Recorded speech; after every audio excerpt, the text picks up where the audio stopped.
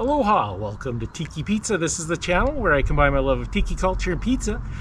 Today we're doing an update on the review I did for the blue terracotta pizza oven from World Market. This video I'm going to give you an update on the tips and tricks that I've learned since my review. The major update that I'm going to cover in this video is I found the perfect pizza dough recipe to cook in the blue terracotta fish pizza oven. We'll get to that. I'll just do a quick review of my review. It's called the blue terracotta fish pizza oven. It retails at worldmarket.com for $169.99 US. Handmade of terracotta with sculpture fish design. It says it's for making artisan wood fire pizzas outdoors. The instructions say burn wood in the back for 15 minutes. But in my previous review, I gave you a couple tips and tricks. Basically, we're going to do it 40 minutes, and we're going to do small to medium sized bundles of wood, and we're going to keep on feeding the fire to maintain the heat.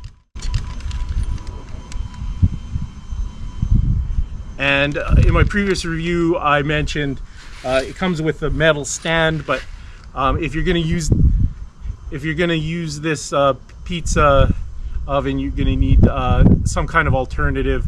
It's just not very convenient to be going down on your knees every time you look into your pizza oven. So you really do need to buy a stand, and I would go for like the expensive metal stand, unless you're resourceful and you can make something out of metal that's not gonna catch on fire. And then the other big thing is when you're storing it, it says if you're going to store it outdoors, keep a cover on it, and then do not use in extreme cold weather because it will crack. So you want to do your best to prevent this from cracking because it's just made out of terracotta.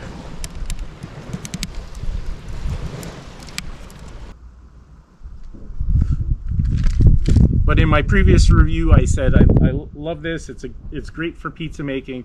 It might not be for everyone, just because the incredible amount of time and work it takes to make a pizza compared to, like, say, a propane uni. This you have to start a fire, maintain the fire, and check the heat. And in the meantime, you're working on your pizza. So I suggested in the last review maybe have a team of 2 people. One can focus on the actual oven, one can focus on the pizza making itself, because the temperature does go up and down, and you have to really monitor the wood. I'd also get a thermometer or some kind of infrared thermometer to monitor the heat. And then also I would recommend getting a few other things, because a pizza slider, it'll fit in there, but you have limited space, and you're going to need to rotate the pizza. So I use like just a little wood paddle and some tongs, but you're going to definitely need a few accessories to be able to navigate it. And a big point in my update is I bought this pizza oven so I could see if I like making pizza and see if I wanted to buy a more expensive one, and that happened to be the case. So what I did, I did realize that this is for making 12-inch pizzas, but if you want to make 12-inch pizzas, you probably need something a little bigger. So when I buy my more expensive one, I'm going to go for a 16-inch, even if I'm going to make 12-inch pizzas, because I like that extra room to be able to rotate the pizza while it's cooking.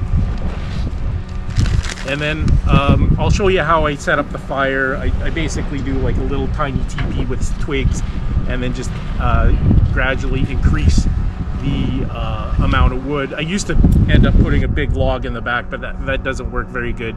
You have to be continually putting in small to medium pieces of wood to keep the fire basically going and the heat temperature up. So without any further ado, the biggest tip and major breakthrough that I'm going to do on this update is I found that Chicago thin crust pizza works very well in my pizza oven. And I do a process where I roll the pizza dough out as thin as I can. I put it on parchment paper, let it sit out overnight. So that's called curing the pizza dough. You're basically drying it out. So it's going to have sort of a leathery feel. And you're going to get that cracker thin crust pizza every time. And the other advantage, it just slides right off your pizza peel, because the way my stand is now, it's very difficult to like go in there on the ground and have the pizza slide off your pizza peel every time. But again, guys, if you're going to get this, you need a stand. It comes with the small stand, but you're going to need a stand that goes at least waist high. All right, so first up, I'll show you how I got the fire going, and then secondly, I'll show you how I do my Chicago thin crust pizza, which goes absolutely the best out of all the pizzas. I made hundreds of pizzas. This pizza dough works the best on the blue terracotta fish oven. So without any further ado, let's get going.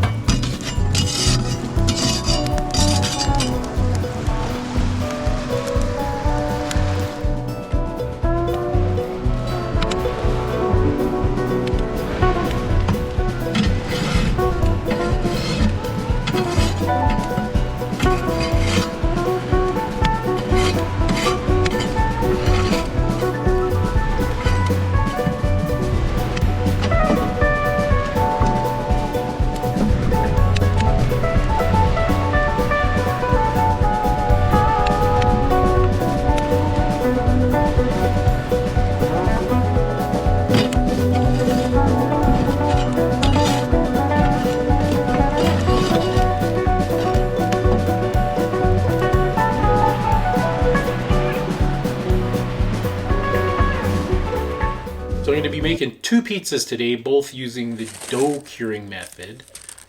So I just rolled it out and placed it on parchment paper and let it dry out overnight. You can see it has sort of a leathery texture to it. Main reason why you would cure the pizza dough is to get it nice and crunchy and sort of that cracker-like texture. So again, like after sitting out overnight, it looks sort of leathery right now. So I chose to do this one first just because it's the easiest one. All I did is cure the pizza dough, roll it out, let it sit overnight. But the reason this is the easiest one is I did a smaller pizza, and I sort of did it like almost oval, like a flatbread, so it's just gonna fit into the bluefish oven perfectly. And because it's so small, I'm gonna be able to maneuver it, and that's why this is the easiest. And then the curing of the dough is just gonna help it slide off the pizza peel. I got a metal pizza peel, and if it gets too warm, the dough just sticks every single time, even if I put like semolina or flour underneath it. And then the fact that I have to get down on my knees to put it in the pizza oven, it is just spells terrible pizza lift off if you're not confident it's gonna slide off the pizza peel there.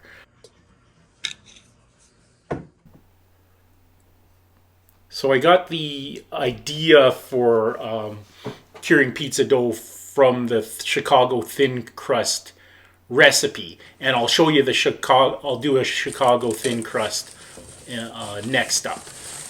So this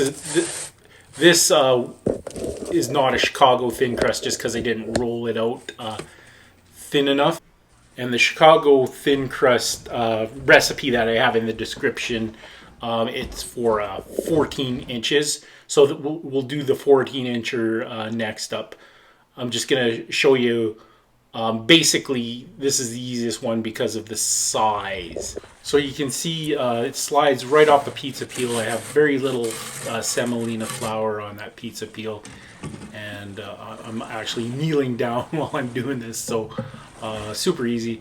And then I got that's just a paddle used for cleaning barbecues, but it's much easier than the pizza peel to just sort of move it around. And I also have some tongs there, and we're just gonna make sure the back end doesn't burn and the front end doesn't undercook. With these pizza ovens, you got to keep a close eye on it and sort of keep on rotating it because all the heat's coming from the back. The front bottom of the pizza oven, the pizza will cook on the bottom, but you still got to rotate it. You want the top to be nice and melty in the front, so that's why you need all those gadgets. So next up, we're doing the traditional Chicago thin crust pizza, and same thing, I let it sit out overnight on parchment paper, but this time I rolled it out super thin into a 14-inch crust. And the pizza dough recipe's in the description. So it's going to be 300 grams of bread flour. I used King Arthur bread flour. 7.5 grams of salt, 7.5 grams of sugar, 1.5 grams of yeast, 30 grams of vegetable oil. The oil is going to help get it a little browner, and then 150 grams of water. So we had 300 grams of bread flour and 150 grams of water. So that's a hydration rate of 50%, which is quite low. But again, we're going for that dry, cracker thin crust. New York style pizza is usually like around between 60 and 67% hydration rate. And again, hydration rate's just the ratio or percentage of flour to water, and that it will drastically affect what type of pizza crust you get. So I'll just quickly go over that recipe because it is quite a process. But the main thing is that you're going to roll it out and let it sort of dry out or cure overnight, so you get that leathery consistency. But so basically, you're just going to combine the flour, salt, sugar, and yeast in a stand mixer, stir together, and then add the oil and water, mix together by hand or with a dough hook until you get a shaggy ball is formed, and then cover the bowl and let it rest for 10 minutes. Basically, you're just sort of letting the flour absorb the water and sort of hydrate it. It's going to make it a lot easier to knead, and then you can knead it by hand for 10 minutes, or you could use the stand mixer with the dough hook. And then this is going to be enough to make 2 pizzas. So you're going to get 2 balls of dough. You lightly coat them, transfer them to like either a Ziploc bag or an airtight container, and then Kenji Lopez Alt's recipe, you actually keep it in the fridge for 3 to 5 days to overproof. And then the day before you want to make the pizza, you take out a ball of dough out of the fridge, lightly coat it with semolina flour, and then that's where you're going to roll it into the 14-inch circle, and then sort of dust it with semolina flour so it won't stick. And then you're going to put it on that parchment paper and let it sit for probably around 12 hours. And I don't flip it over. I just let the one side dry out. One time I tried to flip it over to let both sides dry out, and then it just cracks, and it's no good. So you don't want to completely dry it out. You just want sort of that leathery surface between the dough and parchment paper. And then for a traditional Chicago thin crust pizza, it's actually cut into squares, and I think this is because of like the speakeasies and pubs in south side of Chicago. It was just much better to serve square cut pizza in the pubs. It's easy to share, and then the thin cracker like crust is conducive to beer drinking. And I got a really good crust on this one, and you see it's just like cracker thin. And this is just my favorite pizza, not just for using this oven, but just one of my favorite styles of pizza. It is great for sharing the square cut. Some people call it Midwestern or tavern style, but people from Chicago will freak out if you call it tavern style pizza. But technically, the square cut is a tavern style cut.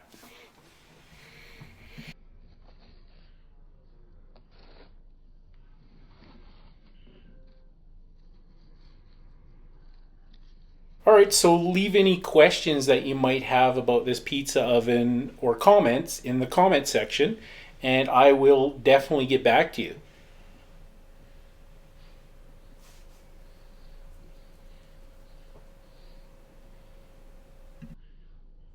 Thanks for watching another episode of Tiki Pizza.